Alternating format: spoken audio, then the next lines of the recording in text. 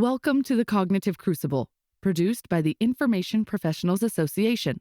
Our website is information-professionals.org, where you can find links and information about today's conversation and get access to members-only content. Join John Bicknell and explore all aspects of our generational challenge, cognitive security. The Cognitive Crucible is a forum that presents different perspectives and emerging thought leadership related to the information environment. The opinions expressed by guests are their own and do not necessarily reflect the views of or endorsement by the Information Professionals Association. My guest today on the Cognitive Crucible is Remi Whiteside, who is an active duty Chief Warrant Officer in the U.S. Army, a career educator and academic researcher into MIDLI, which stands for Media, Information, and Data Literacy Education, and M2DP. We will get into this more: malinformation, misinformation, disinformation, and propaganda. Remi Whiteside, welcome to the Cognitive Crucible. Hey, John, thanks for having me.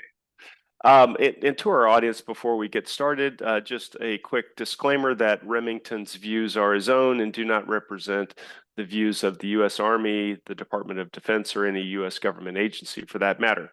So the conversation I'd like to have with you today, Remington, will cover your Ph.D. dissertation entitled Peering into U.S. Army Media, Information, and Data Literacy Fundamentals Against Malign Information in the Open Information Environment, a Qualitative Study.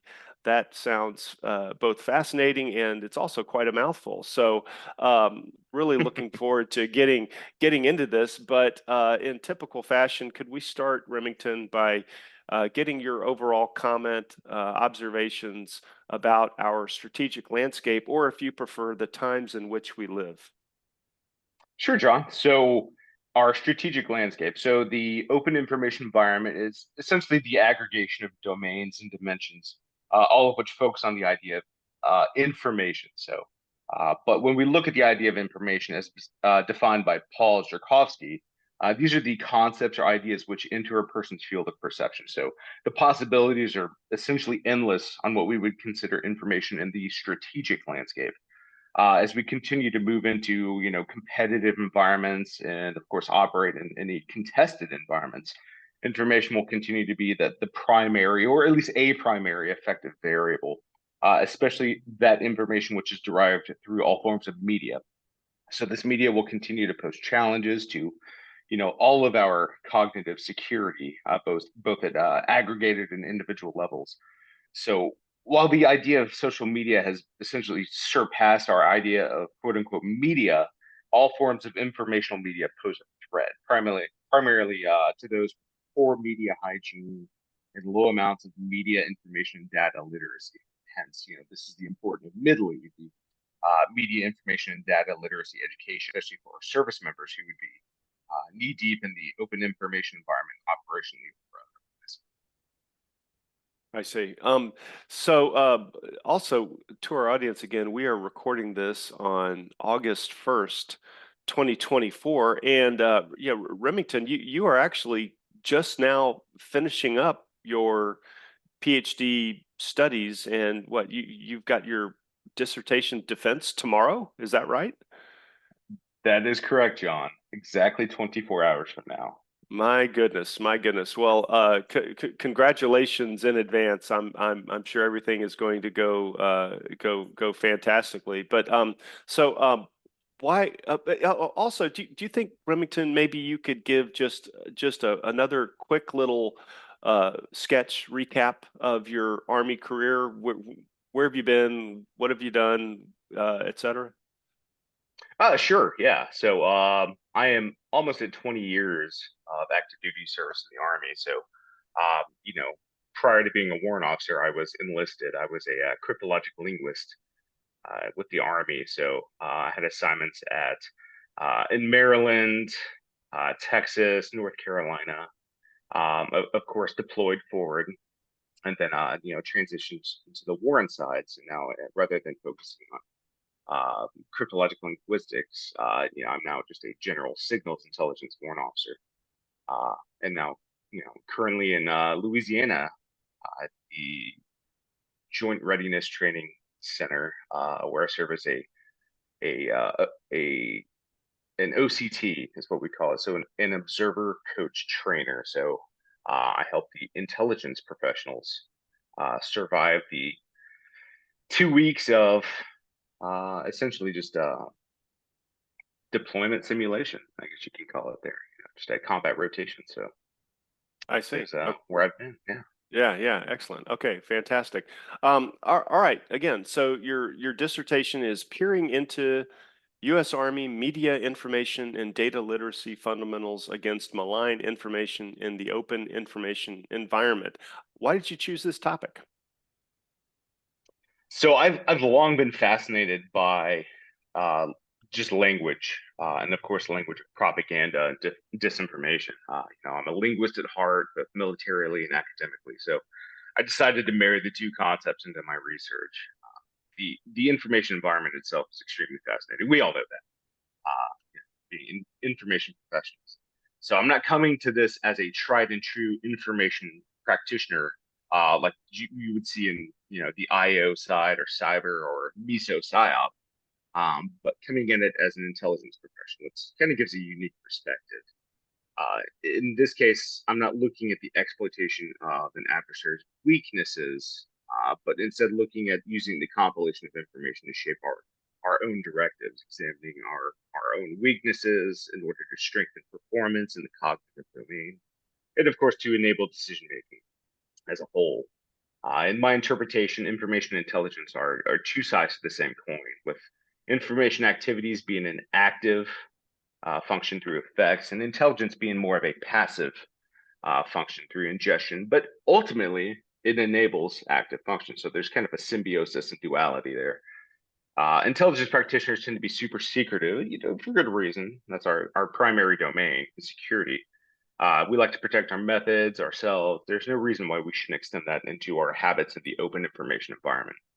But on the flip side, I am a career-long educator, uh, just in the U.S. Army. So, I had time in training and doctrine as an instructor, years, a course developer, and stuff, all related fields. So, my degrees they've all had these educational underpinnings. So education, applied linguistics, cultural, regional studies, and, so I've noticed some interesting things with some of the younger service members during my time in the educational department in the Army. So primarily regarding media. So seeing kind of some higher levels of conspiratorial thinking, for example.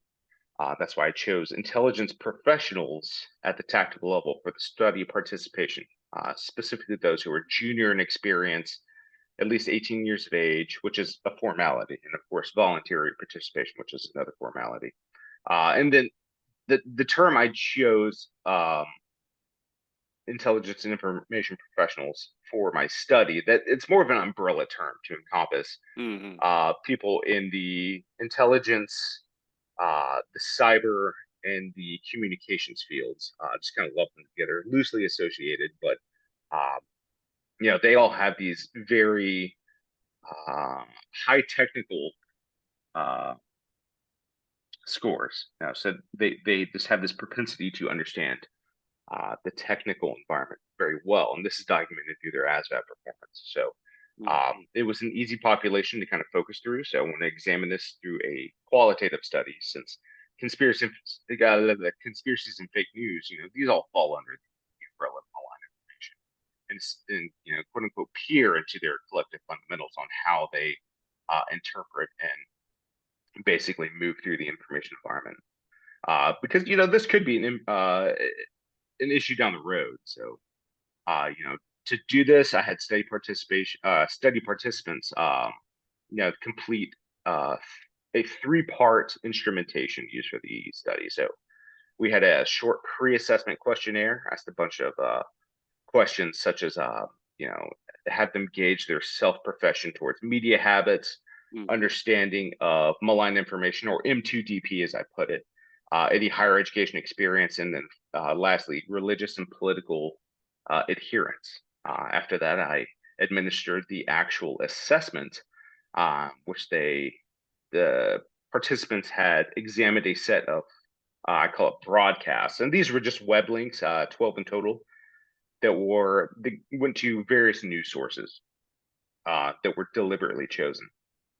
So they would determine the scheme. I don't know if you're familiar with this construct, but I used a modified scheme, which is a scheme is something that is used in the meso-psyop community. So it is the source, content, audience, message, and effect. Now again, modified. Push up Scheme. one of those. Scheme. Scheme, correct. Okay. All Scheme. right. No, And I was not familiar with that. yeah, no, it's a really sweet framework that is absolutely useful.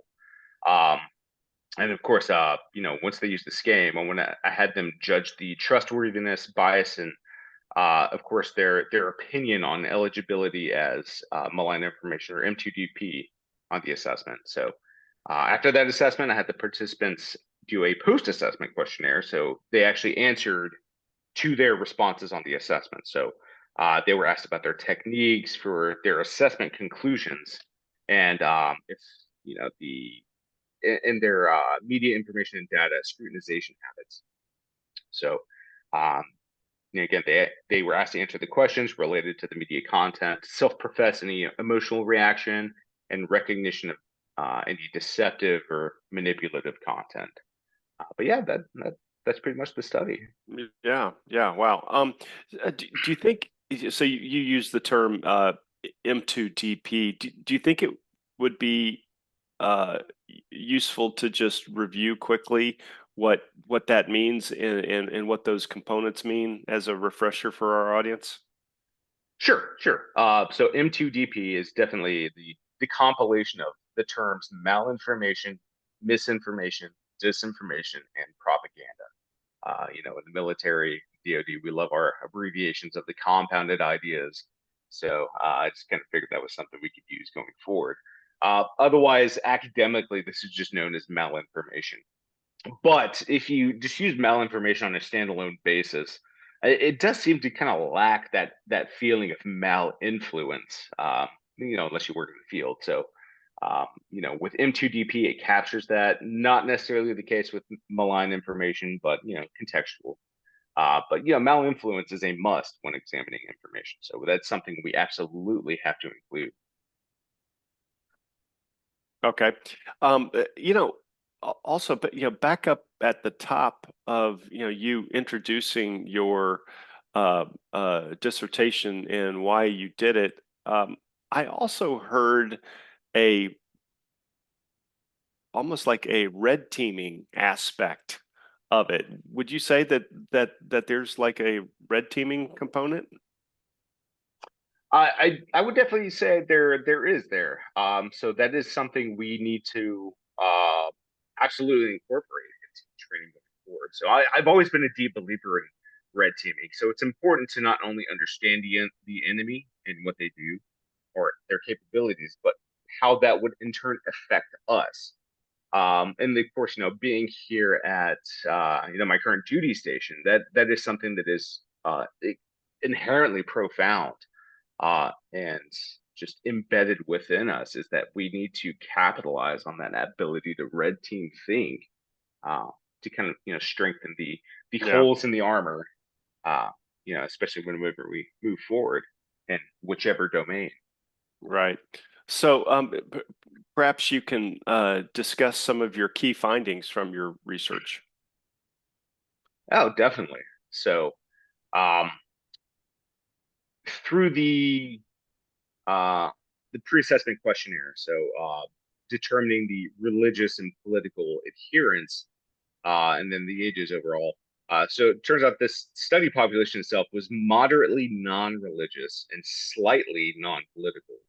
And they were mostly in the 18 to 25 years of age range. And with just over half of the study population having any sort of higher education experience. And why are these important? Because these are going to play into the idea of narratives and meta narratives I kind of harp on towards the end. So the sample population by strategy, they all had the high general technology scores. So it was pretty much assumed that they would have a higher aptitude for technology Hmm. and technology usage. So that's going to include just literacy. So the media information and data literacy as a whole. However, this is important though, that when we look at the force, not every soldier will have an aptitude or understanding like this. So one of the next findings that the sample population, they heavily relied on social media for their news and media habits, and less so on traditional broadcast and news exclusive media. So you think of like your news specific applications. So they're taking their news directly from social media, and that vetting will likely not be, or the scrutinization of the sources by the performance is probably not happening. So, you have the sources and identities of content producers, which aren't really being looked at, which is, but I'd say it's a bit alarming because it's kind of taking the information as it's coming to them at face value. The sample population also exhibited some difficulty in differentiating between politically centrist and politically right-leaning content. And of course, they may gravitate towards politically right-leaning content on their own to meet their information needs. This is an idea of just convergence. So they're going to find something that fits their bill per se. So a lot of our adversaries are very authoritarian in nature. So while they can manipulate the entire political spectrum of media content, they're likely going to be more comfortable in constructing more politically conservative content, even in the English language. So now this next finding is, to me, probably one of the most important. So the sample population was nearly 3 times more likely to correctly identify politically left-leaning content versus politically right-leaning content. So again, we have that convergence of that near convergence of centrist and right-leaning content, which is basically forming one bubble on this side, but on the other side, they can absolutely identify the left-leaning content, which is almost alarming as well. But that's something to be digging deeper into as time goes on. Yeah, why do you call that out in particular as one of your more foot stomper findings? Well, I think it has to go into the overall signature of what we're seeing on the politically left-leaning content versus the politically right-leaning content. So going back to the idea of convergence, that right-leaning, politically right-leaning content is being, they're almost adopting the same signatures as politically centrist media, meaning a lot of the signatures, whether linguistic or semiotic, are starting to line up, and it's giving that guise of officiality.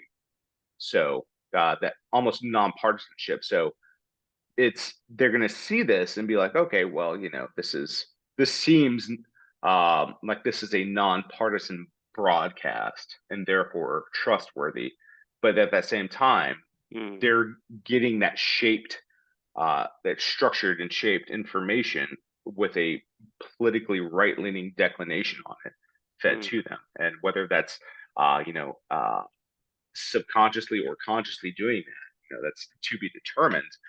But it's just an interesting find. Yeah. So can I try to maybe restate this finding? So you've got a sample of soldiers who are, I think you would say are maybe on average, score higher on the ASVAB test and some of the components of the ASVAB test, right? So these are people who are have a lot on the ball, and you're finding that even for this group, sample, people tend to be better at identifying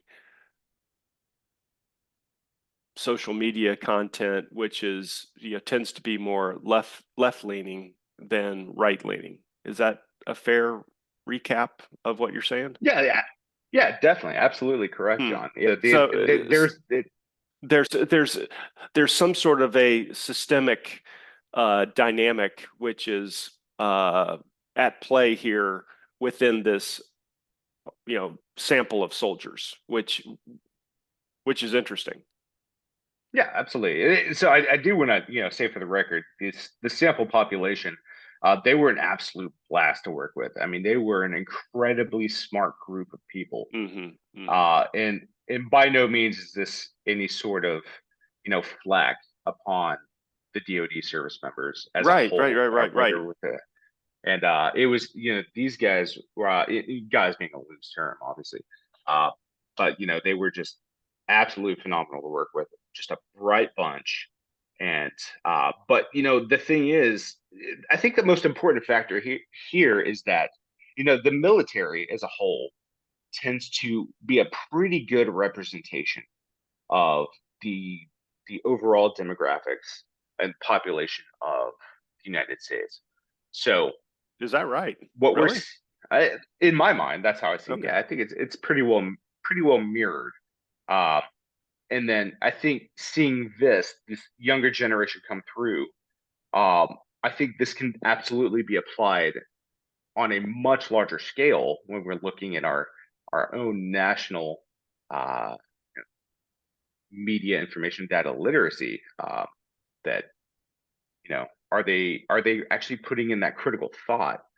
Which actually, that's a good segue into one of my next findings. Sure. So Yeah. the sample population in this case, they were able to read into the context and read into the entirety of the media content about 8 to 9% of the time, respectively, which falls under the theme of decomposition of elements in my study. Uh, so that was their primary theme on which they approached media. So reading into the context and reading into the entirety. However, and this is juxtaposed to applying any structural or structured analytical techniques. So which this happened about 5% of the time. So under these techniques, we have things such as lateral reading, research, source verification. So the study population would basically were twice as likely to read into context and read into the entirety of the content versus applying any structured analytical techniques. So that to me, this was pretty mind blowing, especially because they were given that modified SCAME framework, which is essentially its own structured analytical technique. You just got to go find the source content, determine the audience, the message, and effect.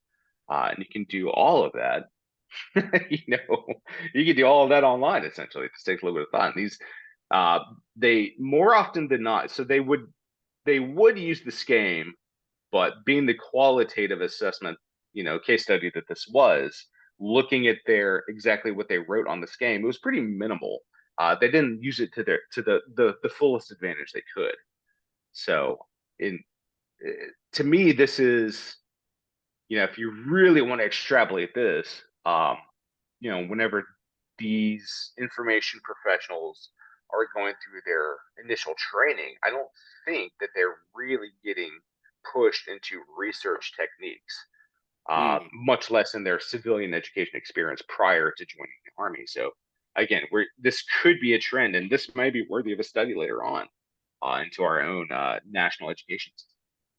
Wow. Yeah, for sure. That's super interesting on how people go about validating or understanding contextually the information that they are being bombarded with. Right.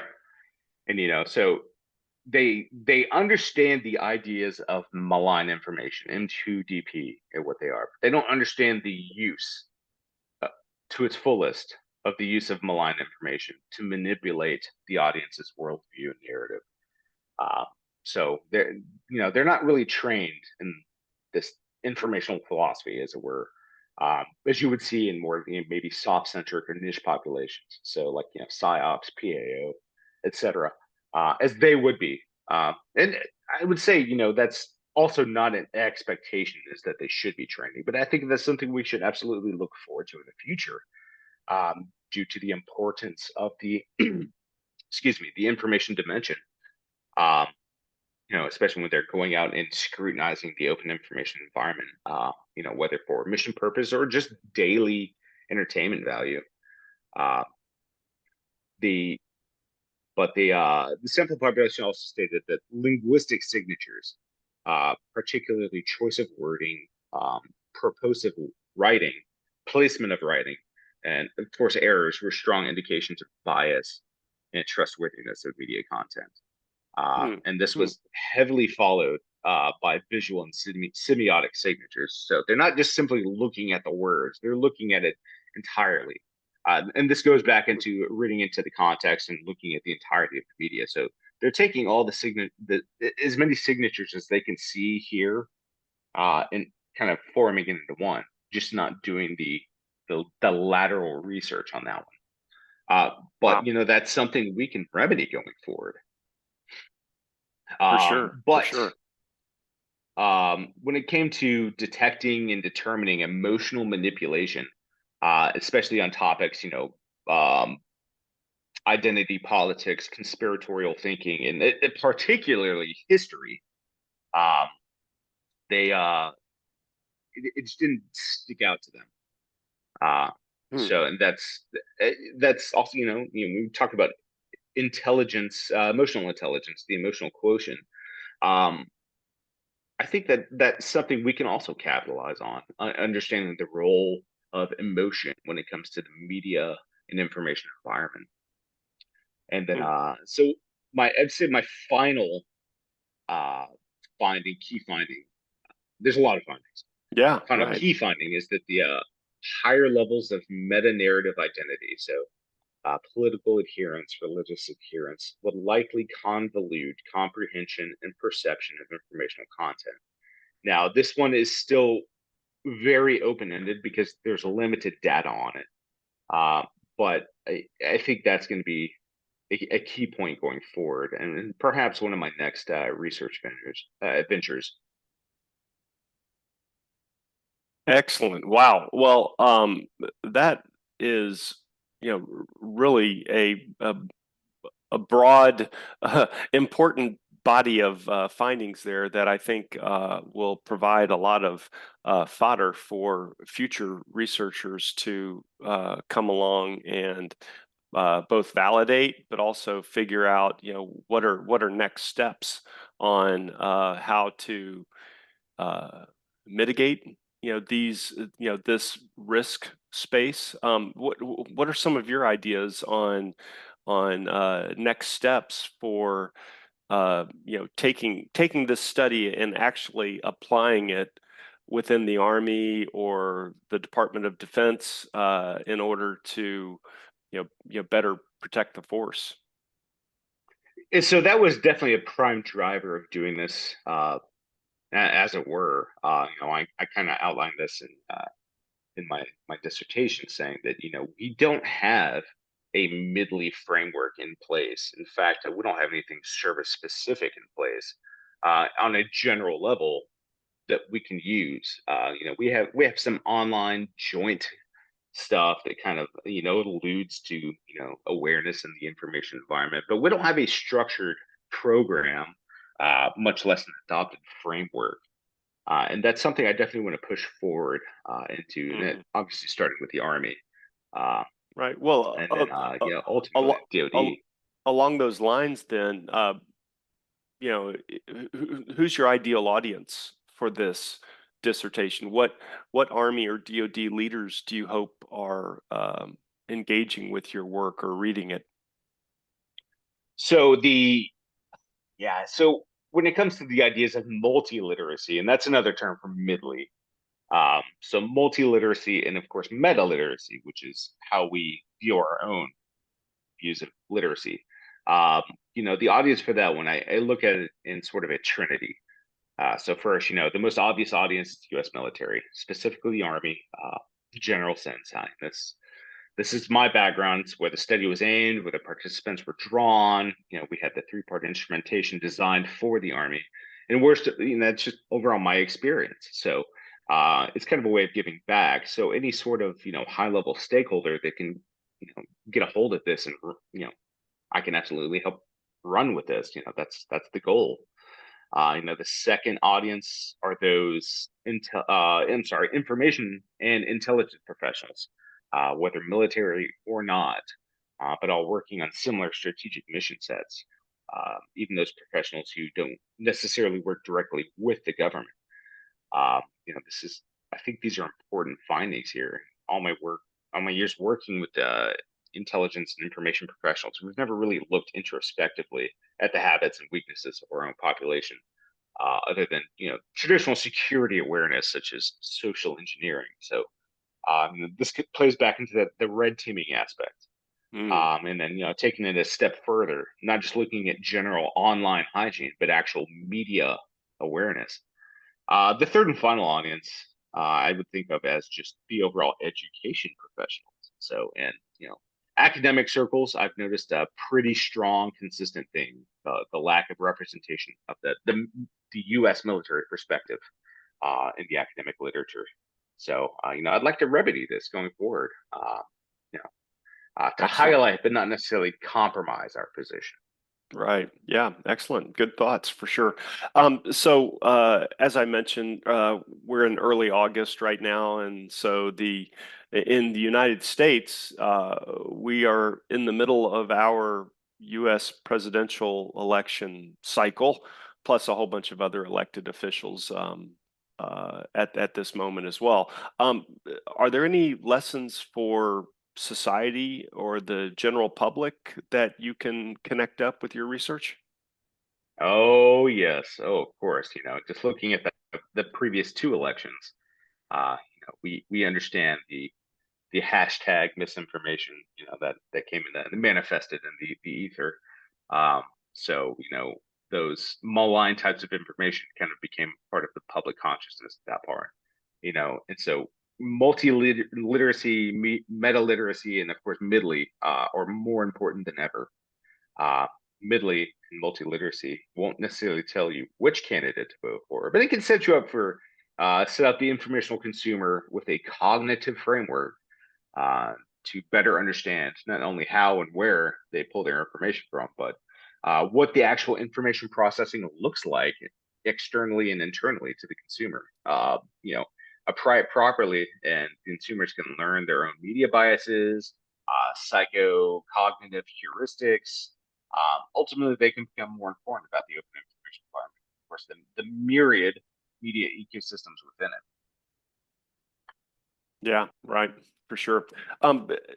It may be a little bit early for this, but well, maybe not. So, what's been the reception of your research as you've been, rolling this out over the last many months? Yeah, from a ground perspective, the reception has been positive. I've had the results forwarded to decision makers up, for deployed. So the results, it said the research itself hasn't really taken off though, but I haven't actively promoted it yet. Hmm. I'm going through that current PAO and CAO approval for the actual publication of the research. So a few more weeks before I hit that mark. Um, but I'm definitely hoping to push this deeper into academia and wider into the U.S. Army echelons. Hopefully, conduct a larger study within the Army across a more robust population that are not solely information or intelligence professionals, to give more precise pulse on the force and just do our due diligence in shaping the future there. Yeah, one thing I've noticed in a lot of the academic literature on these topics is that the Europeans have produced a ton of security-centric literacy studies. That's something I would definitely want to do in the future, and I'm going to strive to do. In fact, and of course, collaboration with other academics, practitioners, Hmm. I think would be absolutely awesome. Wow. Okay. Well, I guess here as you're wrapping up your dissertation and your PhD process, you've got sounds like a lot of follow-up possibilities to engage with uh, both U.S. and international research communities to continue investigating this important topic. So well done, and all the best with your dissertation defense tomorrow as well. So perhaps we can transition Remi into a lightning round and close it out. Does that sound all right? Let's do it. Okay, so lightning round, going for something like 30 to 60 seconds per response. So Joseph Campbell and the Power of Myth. All right, Joseph Campbell and the Power of Myth. I think the study of myth, specifically in shaping the psychological devices and ultimately the power of the mythos, extremely important when we talk about building up the narrative identity and meta narrative identity, which both of which um, shape how we perceive the information environment uh, holistically. So it's important to recognize and strengthen how we interpret those mythos schemata in relation to the media environment. All right. Um, big topic, artificial intelligence. Oof, yeah, so definitely a juicy of a topic. So artificial narrow intelligence, where we're at right now, because the singularity hasn't quite hit. I think this is both a blessing and a curse. So we already know that the generative uh, functions of artificial intelligence are there and are being used. So I think it's important to understand how AI, narrow AI, can uh, shape and manipulate information. But I think on the flip side, we need to learn to better use it to our capabilities, um, and in kind of scrutinizing our own information worldview, and you can also use it to take out some of those generative abilities on the other side. So always a good thing. Yeah, gotcha. Um, Philosophy. Oh, philosophy. Oh man, this is talk about a loaded term here. Yeah, Yeah. so philosophy. There's a ton of philosophical theories when it comes to the information environment. I have about 11 listed in my dissertation.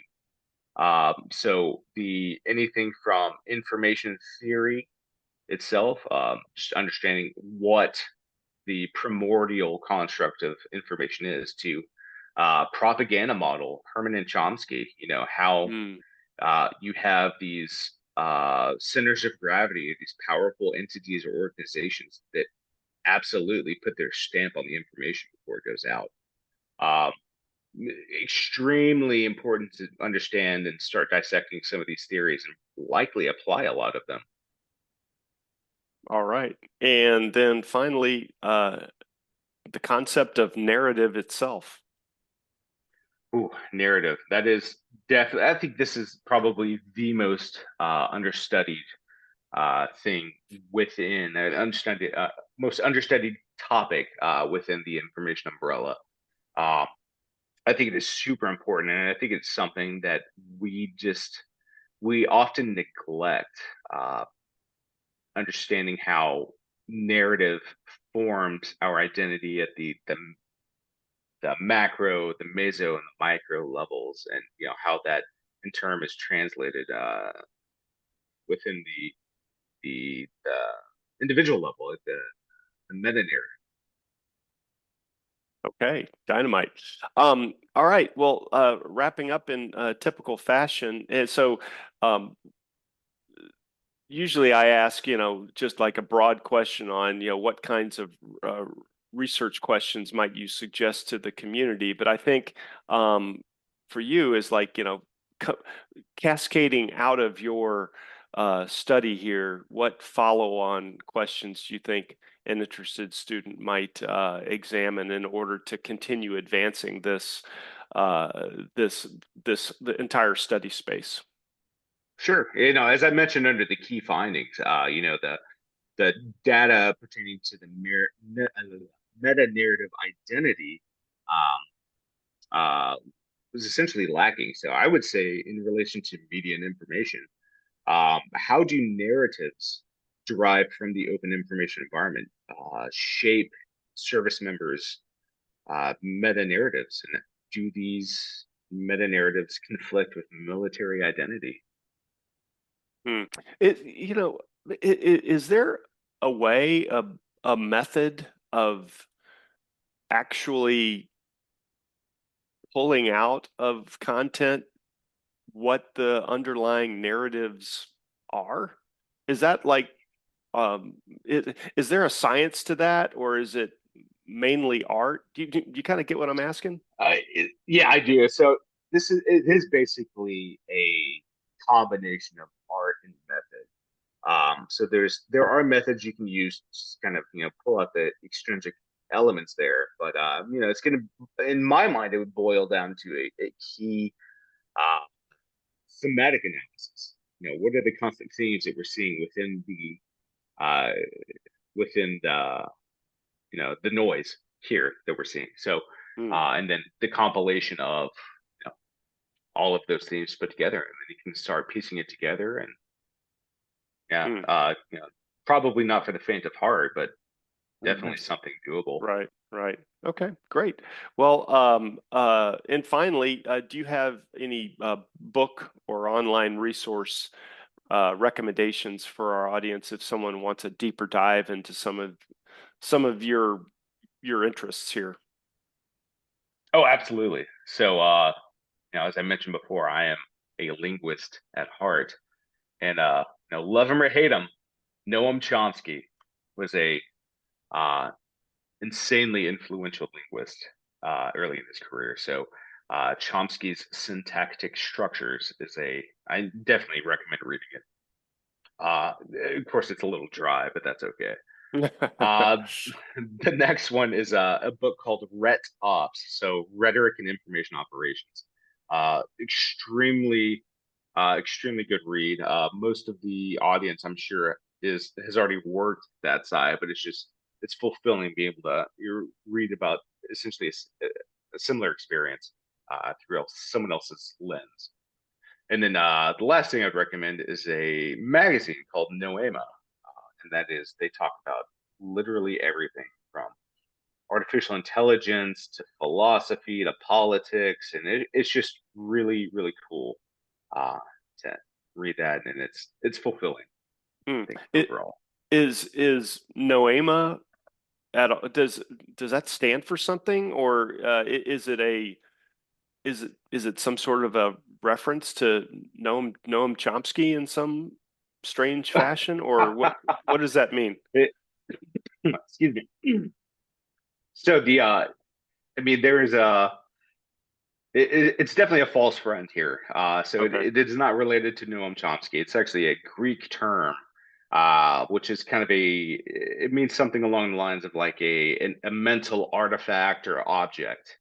I mean, it pertains to perception, thought, Hmm. understanding, Hmm. psychology. So, but it's, yeah, fascinating magazine. They push out one edition a year, and every time I get my copy, it's less like a magazine and more like a book. But it's a year's worth of content in one bound edition. Wow. Okay. Cool. Well, we will have links to those resources in the show notes. And with that, Remi Whiteside, thank you so much for being a guest on the Cognitive Crucible. John, appreciate your time, and thanks for having me. The Cognitive Crucible is the only podcast dedicated to increasing interdisciplinary collaboration between information operations practitioners, scholars, and policymakers. To find out more about the Information Professionals Association, visit us at information-professionals.org. Please support our podcast by giving us a 5-star rating and leaving a review.